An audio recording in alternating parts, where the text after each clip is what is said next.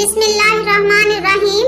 شروع اللہ کے نام سے جو بڑا مہربان اور نہایت رحم کرنے والا ہے۔ السلام علیکم۔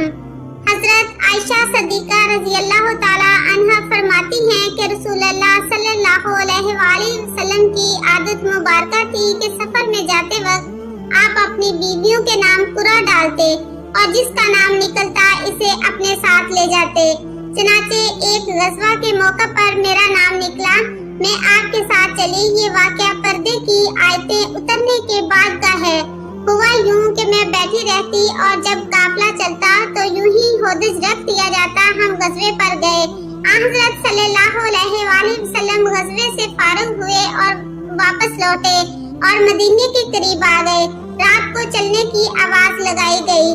میں قضائے حاجت کے لیے نکلی اور لشکر کے پڑاؤ سے دور جا کر میں نے قضائے حاجت کی، پھر واپس لوٹی۔ لشکر گاہ کے قریب آ کر میں نے اپنے گلے کو ٹٹولا تو ہار نہ پایا۔ میں واپس ہار ڈھونڈنے کے لیے چلی گئی اور تلاش کرتی رہی۔ یہاں یہ ہوا کہ لشکر نے کوچ کر دیا۔ جو لوگ میرا ہودج اٹھاتے تھے انہوں نے یہ سمجھ کر کہ میں حسب عادت اندر ہی ہوں، ہودج اٹھا کر اوپر رکھ دیا اور چل پڑے۔ یہ بھی یاد رہے کہ اس وقت تک عورتیں نہ کچھ ایسا کھاتی پیتی تھی، نہ وہ بھاری بدن کی بوجھل تھی، تو میرے ہودج اٹھانے والوں کو میرے ہونے یا نہ ہونے کے متعلق پتہ نہ چلا۔ میں اس وقت اوائل عمر کی تو تھی ہی، الغرض بہت دیر کے بعد انہیں میرے متعلق پتہ چلا۔ یہاں میں جو پہنچی تو کسی آدمی کا نام و نشان بھی نہ تھا، نہ کوئی پکارنے والا، نہ جواب دینے والا۔ میں اپنے نشان کے مطابق وہیں پہنچی، یہاں میرا اونٹ بٹھایا گیا تھا اور میں وہی انتظار میں بیٹھ گئی کہ جب آپ چل کر میرے نہ ہونے کی خبر پائیں گے تو مجھے تلاش کرنے کے لیے یہیں آئیں گے۔ مجھے بیٹھے بیٹھے نیند آ گئی۔ اتفاق سے حضرت صفوان بن سلمہ جو لشکر کے پیچھے رہتے تھے وہ پچھلی رات کو چلے تھے، صبح کے وقت یہاں پہنچ گئے۔ ایک سوتے ہوئے آدمی کو دیکھ کر خیال آیا کہ کون ہے۔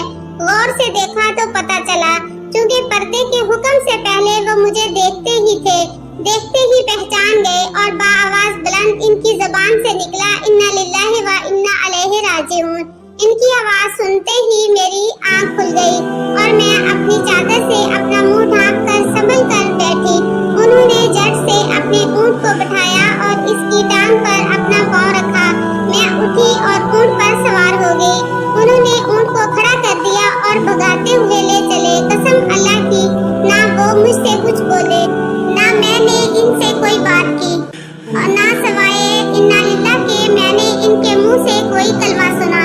دوپہر کے قریب ہم اپنے قافلے سے مل گئے۔ بس اتنی سی بات کا قافلے والوں نے بتنگڑ بنا لیا۔